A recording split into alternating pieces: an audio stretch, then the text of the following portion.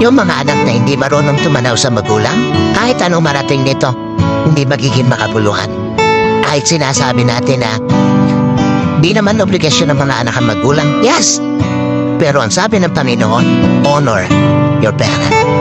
At kasama tong sa pag-honor na yon, yung merong kang kayang gawin para sa kanila, ginagawa mo.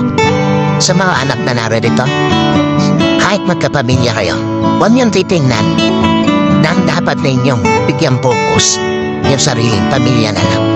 Hanggat nabubuhay ang mga magulang ninyo, iparamdam ninyo na kaya ninyo silang i-honor in all aspect ng buhay.